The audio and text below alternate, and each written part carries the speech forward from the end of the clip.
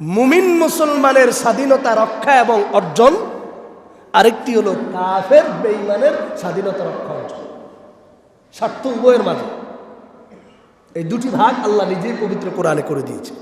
এক নম্বর, আল্লাহ রাব্বুল আলামিন পবিত্র কোরআনের মধ্যে স্পষ্ট ভাষায় ঘোষণা দিয়ে বলেন, রাসূল পাক হাদিসের মধ্যে স্পষ্ট ভাষায় ঘোষণা দিয়ে বলেন, দুনিয়ার মানুষেরা, একজন মুমিন মুসলমানের স্বাধীনতা একরকম, একজন বেঈমান কাফেরের স্বাধীনতা আরেক রকম। মুমিন মুসলমানের স্বাধীনতা অর্জন, রক্ষা, ভূমিকা এবং সর্বসাকুল্যে তার সব বিষয় হলো আল্লাহ পাকের প্রতিনিধিত্ব দুনিয়াতে করা। সুবহানাল্লাহ। আর পার্থক্যটা বুঝতে হবে। আমি এই মসজিদে আপনাদের 5-6 বছর স্বাধীনতার বিষয়ে আলোচনা করছি, আজকের আলোচনাটা একটু ব্যতিক্রমী। একজন মুমিন মুসলমানের স্বাধীনতা বিজয় দিবস, একজন মুসলমানের স্বাধীনতা এবং বিজয়ের চেতনা হবে একমাত্র, কেবলমাত্র, শুধুমাত্র এই দুনিয়াতে আল্লাহর প্রতিনিধিত্ব কায়েম করা। Just last and final decision.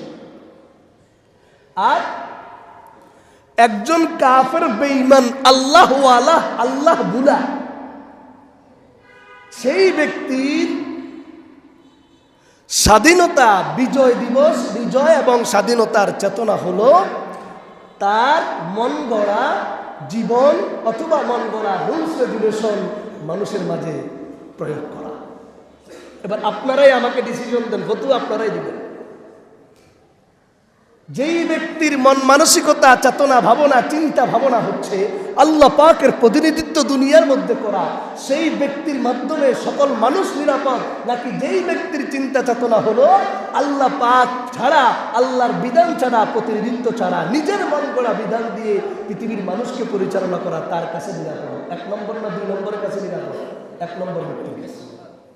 কারণ সেই ব্যক্তি আল্লাহর প্রতিনিধিত্ব পৃথিবীতে কায়েম করে। এর মানেই হলো আল্লাহ মানুষকে যেইভাবে চালালে আল্লাহ চান পৃথিবীর মানুষের কোনো অধিকার হরণ হবে না, অধিকার নষ্ট হবে না।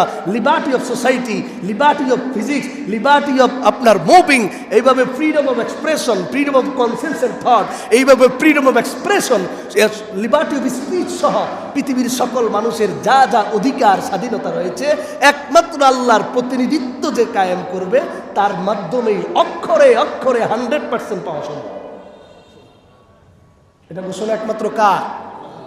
কথা বলেন না কার? সে আল্লাহ রাব্বুল আলামিন এটি নিশ্চিত করার জন্য দুনিয়াতে যুগে যুগে নবী রাসূল প্রেরণ করেছে।